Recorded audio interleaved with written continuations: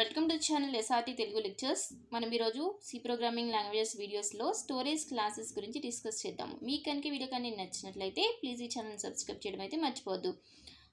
So అసలు storage class అంటే ఏంటో చూద్దాం. సో మనం ఏదైనా ప్రోగ్రాంలో వేరియబుల్స్ని యూజ్ చేసుకోవాలంటే ఫస్ట్ వాటిని డిఫైన్ చేస్తాము. సో ఏదైనా ఒక వేరియబుల్ని డిఫైన్ చేసినప్పుడు ఆ వేరియబుల్తో లైక్ ఇంట్ ఏ అనేది, లేకపోతే ఫ్లోట్ బి, లేకపోతే కార్ సి, ఇలా మనం డిఫరెంట్ టైప్స్ ఆఫ్ వేరియబుల్స్ని మన ప్రోగ్రాంలో యూజ్ చేసుకోవాలంటే డిఫైన్ చేస్తాము. సో ఏదైనా ఒక వేరియబుల్ని డిఫైన్ చేసినప్పుడు మన ప్రోగ్రాంలో ఆ వేరియబుల్కి సంబంధించి 2 కాన్సెప్ట్స్ అసోసియేట్ అయి ఉంటాయి. ఒకటి ఏంటంటే డేటా టైప్, ఇంకొకటి ఏంటంటే స్టోరేజ్ క్లాస్. డేటా టైప్ అంటే మనకు ఆల్రెడీ తెలుసు, మనం ఇదివరకు డిస్కస్ చేసుకున్నాము. ఏ టైప్ ఆఫ్ డేటా ఆ వేరియబుల్లో స్టోర్ అవుతుందో చెప్పేది డేటా టైప్, లైక్ ఇంట్, ఫ్లోట్, క్యార్ అలాగా. మరి స్టోరేజ్ క్లాస్ అంటే ఏంటి? స్టోరేజ్ క్లాస్ అంటే ఏంటంటే storage class in C are used for determining the scope, lifetime, initial value and memory location of any given variable. అంటే స్టోరేజ్ క్లాస్ ఏదైనా ఒక వేరియబుల్కి సంబంధించిన ఒక స్టోరేజ్ క్లాస్ ఏమేమి డిటర్మైన్ చేస్తుంది, ఆ వేరియబుల్ యొక్క స్కోప్ ఏంటి. స్కోప్ అంటే ఏంటి? ఏ పార్ట్ ఆఫ్ ది ప్రోగ్రాంలో ఆ వేరియబుల్ని మనం యాక్సెస్ చేయగలం, ఆ వేరియబుల్ని మనం యూస్ చేసుకోగలం అనేది చెప్పేది స్కోప్. అంటే ఇప్పుడు scope with in this function అని ఉందనుకోండి, అంటే out side of that function మనం ఆ వేరియబుల్ యాక్సెసిబుల్ కాదు, యూస్ చేసుకోలేము. నెక్స్ట్ అది స్కోప్, దాన్ని విజిబిలిటీ అని కూడా అంటారు. నెక్స్ట్ లైఫ్ టైం అంటే మేము ఆ వేరియబుల్కి ఆ ప్రోగ్రాంలో ఎంతసేపు మెమరీ అనేది ఎలగేట్ అయి ఉంటుంది అని చెప్పేది life time. Next initial value, ఆ వేరియబుల్ని డిక్లేర్ చేసినప్పుడు దానికి ఇనీషియల్ వాల్యూ ఏంటి, జీరోనా లేకపోతే గార్బేజ్ వాల్యూగా, లేకపోతే మెమరీ లొకేషన్, ఆ వేరియబుల్ ఎక్కడ స్టోర్ అవుతుంది, ఇవన్నీ చెప్పేది స్టోరేజ్ క్లాస్. సో సిలో 4 టైప్స్ ఆఫ్ స్టోరేజ్ క్లాస్ ఉంటాయి: ఆటో, ఎక్స్టర్న్, స్టాటిక్, రిజిస్టర్. ఇప్పుడు ఒక్కొక్క స్టోరేజ్ క్లాసు అండ్ దెన్ వాటికి ఎగ్జాంపుల్ డిస్కస్ చేద్దాము. So auto keyword refers to in automatic variables. First వచ్చేసి auto storage class. Auto keyword use చేసుకొని auto keyword ఉన్న variables అన్నిటిని auto variables అని అంటారు. All local variables are automatic variables. మనం previous వీడియోలో స్కోప్ డిస్కస్ చేసాము. ఒక విత్ ఇన్ బ్లాక్లో కానీ విత్ ఇన్ ఫంక్షన్లో కానీ డిఫైన్ చేసే వేరియబుల్స్ని లోకల్ వేరియబుల్స్ అంటారు. ఆ లోకల్ వేరియబుల్స్ స్కోప్ ఏంటి? Within that block or function where it defined. అది ఎక్కడ డిఫైన్ చేసామో ఆ బ్లాక్ ఆర్ ఫంక్షన్కి మాత్రమే దాని స్కోప్ ఉంటుంది. Outside of that block or function మనం దాన్ని యాక్సెస్ చేయలేము. సో అలాంటి all local variables and or auto variables, అంటే అన్ని ఆటో స్టోరేజ్ క్లాస్ కిందకి ఏ వేరియబుల్స్ వస్తాయి అంటే అన్ని local variables auto storage class కిందకి వస్తాయి. Scope is within the function or block which variable is declared. ఇందాక నేను చెప్పాను కదా, లోకల్ వేరియబుల్స్ అంటే within the block or ఫంక్షన్లో డిఫైన్ చేసిన వేరియబుల్స్ లోకల్ వేరియబుల్స్ అంటారు. దాని స్కోప్ ఏంటి? ఆ బ్లాక్ ఆర్ ఫంక్షన్ వరకే ఉంటుంది. ఇనిషియల్ వాల్యూ వచ్చేసి గార్బేజ్ వాల్యూ అంటే సమ్ అన్నోన్ వాల్యూ.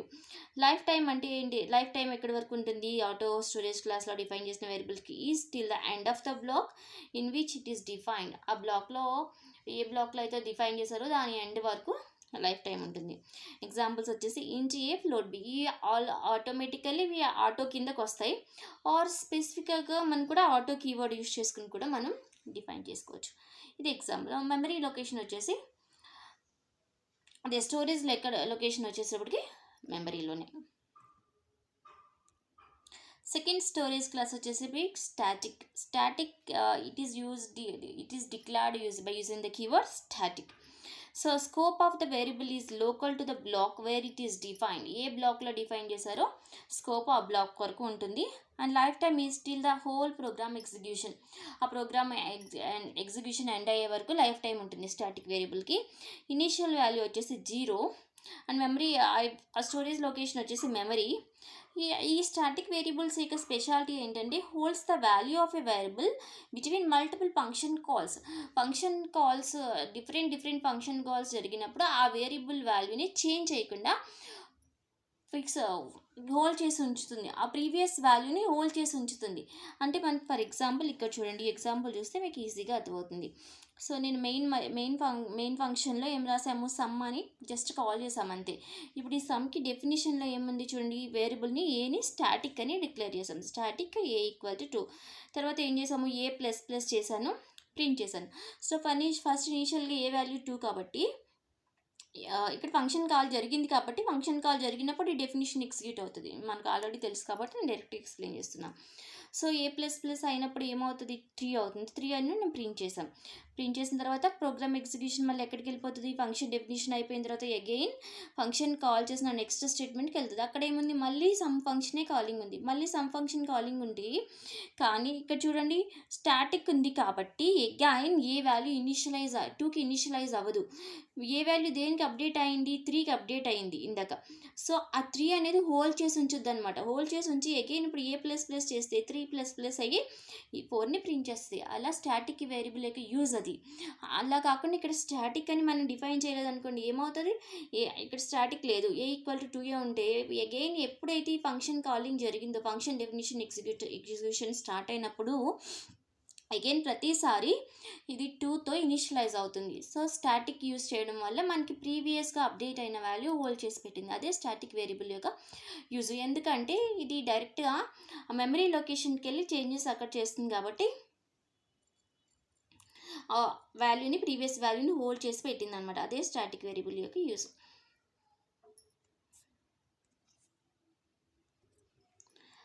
అదే నెక్స్ట్ స్టోరేజ్ క్లాస్ వచ్చి ఎక్స్టర్న్ storage class.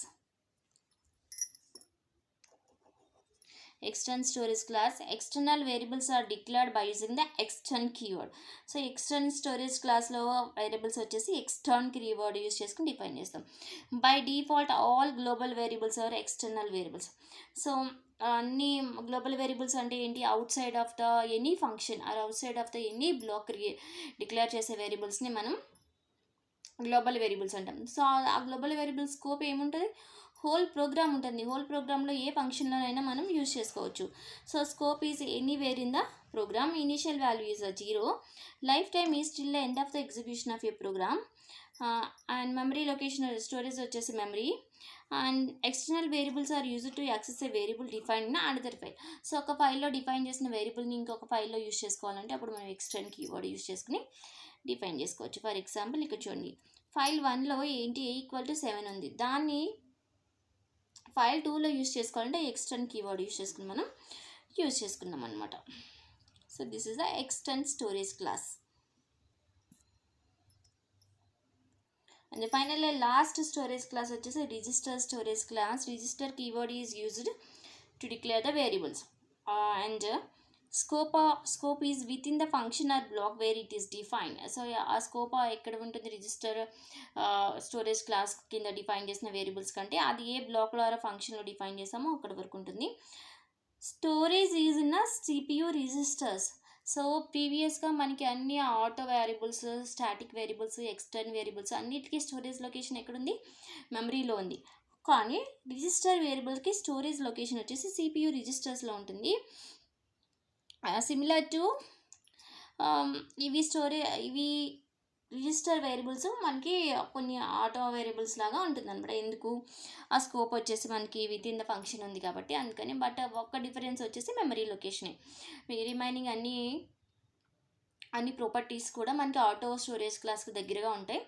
But auto storage క్లాస్లో వేరియబుల్స్ మెమరీలో స్టోర్ అవుతాయి, రిజిస్టర్ స్టోరేజ్ క్లాస్లో వేరియబుల్స్ రిజిస్టర్స్లో స్టోర్ అవుతాయి. ఎందుకు రిజిస్టర్స్లో స్టోర్ అవుతాయి అంటే frequently accessed variables are stored in the CPU registers since the access time is less and makes our program run faster. అంటే ఫ్రీక్వెంట్గా తరచుగా ఎక్కువగా మనం యాక్సెస్ చేసుకునే వేరియబుల్స్ని ఈ రిజిస్టర్స్లో స్టోర్ చేసుకుంటే CPU రిజిస్టర్స్లో యాక్సెస్ టైం మనకి ఫాస్ట్గా ఉంటుంది కాబట్టి మన ప్రోగ్రామ్ రన్ టైం కూడా ఫాస్ట్గా ఉంటుంది. సో అందుకని CPU రిజిస్టర్స్లో స్టోర్ చేస్తారనమాట రిజిస్టర్ స్టోరేజ్ క్లాస్ కింద.